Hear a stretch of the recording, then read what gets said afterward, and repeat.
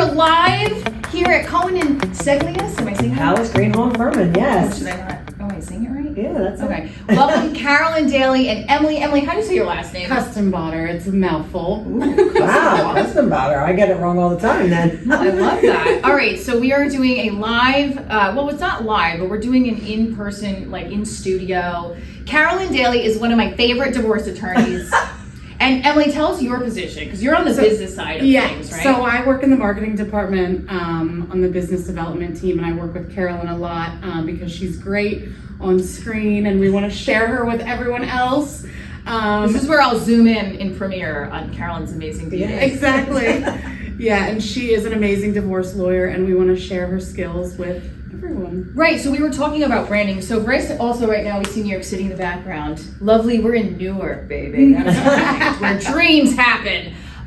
So we were talking about how we met because Divorce World is also a business, like a business where we create content. Yep. We try to help people, we help people. We create stories through it. So what is your vision? Because Carolyn is such a great attorney, and also what I know about you personally is that you're really trying to help specifically women and men, but women, you're really trying to be there for them and not like be this, just give me your money as a divorce attorney and I'll handle it later. Yeah. She's great. So what's your vision for Carolyn? TV show, podcast, branding, Totally. commercials? I mean, Carolyn has like a perfect personality for TV. I mean, Yes, we just had an off-camera dish. Yes, we Right? did. And my friend who does videos saw one of her videos and was like, she is perfect for the camera. So I would love to see her get TV shows, podcasts. She's amazing on podcasts just because she's so relatable, Yeah. you know? She doesn't have this like super lawyerly persona that's intimidating oftentimes. Yeah, because some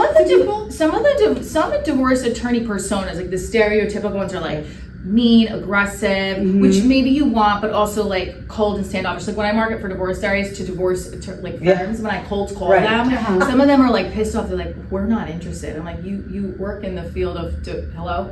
Right. So it's like, what is that? I feel like she's the Judge Judy of divorce. Oh my God. Hipper I don't know way. about that. A little hipper way. Yeah, you like. I don't know about that. I mean, Well, I feel like you could be. I could be. Career span. Not that you're much younger and I think she's not pretty, but you know what I'm saying. Yeah. You know what I mean? Like maybe, but anyway. Yeah. Creating a series. But listen, I don't want people when I deal with clients, I don't want to tell people what they want to hear all the time. That doesn't help them. Yeah. They need to know what they're going to expect, what they're going to get. They need someone who's going to be pragmatic and real with them, so that they know what the outcomes are going to be, and they don't waste their time and money and energy. You don't want to tell them what they want to hear. That's for their therapist. Yes, but it's Ha not ha me. ha. Okay. I'm joking. Yeah. That's your therapist shouldn't be telling you that either, but no, that's but true. they do sometimes. But they do. That's why I changed therapy. So you're looking to really create a brand. We are already creating the brand. Yeah, Carolyn has a brand, yeah. So we're going to start with two. Carolyn and I met through, I think, LinkedIn, right? LinkedIn, totally baby. LinkedIn, baby. So Divorce Diaries is now, we were talking about off camera, it's a brand. I have a TV pilot, you can catch it on Prime Video. You can catch some live shows that are coming up. Ohio, this might be released before Ohio or after Ohio, but Ohio is this weekend. Next month is Jersey. I hope you can come. Yes, tell me dates. Yes, October 24th, Morris Plains, October 25th and 26th, Princeton. It's near it's Philly area. Yeah, that's true. And then Tulsa, Oklahoma in December. And we're gonna also hear, stay tuned, because we're gonna hear where you can find out Carolyn's info, Emily's info, and get the whole branding stuff. So, all right, let's get into some hot topics. Okay. I'm You like like hot topics. Hot topics. I mean, we were talking. All right, we're gonna do this. First of all, September is a wedding trigger. Did you know weddings are big in September now? Yeah, I did. My admin's getting married in October, like October 5th, so just on the other side of that. But yes. Did you just hear me say, ugh, that's horrible. I did. I want love. My cousin just got married, big, huge gay wedding. Mm-hmm. They had the best wedding out of all the brides in my family. And my cousin was like, it's not a competition, but if it is, and he showed us his New York Times post. Oh, no. Yeah, I was like, you bitch! I love you, but I was so jealous. And it was like hard. It was the best wedding in my life. But I was so depressed that I was like, why am I going to find this person? Yeah, but that, okay. Oh, so those are two of the things that weddings trigger. Those are two of the big things that weddings trigger. One is the competition. Yeah. Like my wedding has to be bigger than my sisters, my cousins, my girlfriends. how many bridesmaids, how many flowers. So that's a huge trigger with weddings. And the other is exactly what you said. People who go to weddings and they're like, they get anxious, they get upset. Like, where's mine? Like, why am I still single? Why am I still out here? When am I going to find my person? I know why I'm single, but when am I going to choose to be? Yeah, I choose to. I do choose. I'm with you too. So wait, how old are you? I'm 35, but interestingly enough, oh sorry, I didn't know. You look 25. Thank you. When I was 29, I was actually engaged to be married, and I was like, oh God, I can't do this. So I ran away. Runaway bride. I ran away. I went to culinary school in Italy. I had like a little eat, pray, love moment. Then I taught English in Poland for 4 years, and then I came back to the law firm arena. And so now every time I go to weddings, I think the same thing. I'm like, well, a combination of did I really want this? And also like, damn, why am I here as the single person? No, well, I will say, this is what my therapist has been telling me a lot lately. She's like, Michelle, you live a full life, meaning you're doing what you want to do. And that sounds like you did what you wanted to do. Yeah, we're doing what we want to do. Right, I mean, you just had a whole nother life in between now and running away from your fiance. And let me tell you something. There's always D around the corner. I'm not going to say it because I'm in a lawyer's office, but if you know what I mean, there's D around the corner. That also can lead into trouble. D stands for the man's body part. Okay. Yeah, we got those. All right, so when divorced men who do really gross things. Okay, so connecting to weddings and gross things. Yeah. So that was another hot topic that I thought of because obviously the whole thing with P. Diddy is going on. Oh my God. But like, it's not. I know, disgusting. But let's say Diddy, R. Kelly, someone like Bill Cosby. People have been married to these gross humans, right? And had no idea. And I used to watch. There was a show on VH1. I feel like it was about the behind the music. No, it was the ex-wives of R. Kelly. I forgot what the name was called. Oh my God, that would have been fascinating. Will Smith's ex-wife was on it. R. Kelly's ex-wife was on it. I really like her. I forgot her name. Sorry, I'm going to put her name in the comments below. Yeah. She was. What do you say to someone who is getting a divorce from someone who comes out with all these horrible allegations, sexual abuse, trafficking? P. Diddy? I mean, trafficking. Yeah. Trafficking for prostitution, racketeering. I mean, the baby oil though is making the top headline. Oh, yeah, they said Johnson & Johnson's upset. 1,000 bottles of baby oil they found. But that's such a news thing to pick out. Like this is what they found. Also, I'm like, wouldn't he just go by KY? Okay, I don't know. Well, that doesn't work if you're trying to slick your body. So you want to be all greased up and slicking your bodies. You're going to need the baby oil. So when you had let's say on a scale of someone who's not a celebrity, but they find out that their spouse is doing all these living a double life, what is your first go-to strategy? Especially if it was me, I would be like, I don't know where to go first. What's your first strategy with a client like that? So the first strategy I have with a client is I try to talk them emotionally off the ledge. Literally. I mean. Emotionally off the ledge because the emotions is really, in my opinion, what causes these cases to take much longer than they should and be much more expensive than they are, than they should be, or not be much more expensive than they should be. Yeah. And so I try to say to them, listen, that piece you're going to have to address.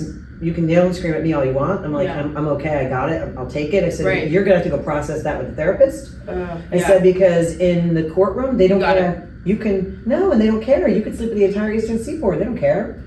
Isn't that crazy? No, you can't have a mistress. Like, you can't pay for a mistress. That's dissipation of marital assets. We get your money back. But the fact that they do it doesn't matter. So so if they're paying for, or if they have they take women out to dinner all the time and they pay for hotel rooms and they buy them pretty things. Okay, but if they're just having an affair and they're just too bad Dutch or whatever, nobody cares. Here's a discount on the local clinic. Yeah, to get an STD test. All right, we'll be right back. We're gonna take a quick break. We'll be right back.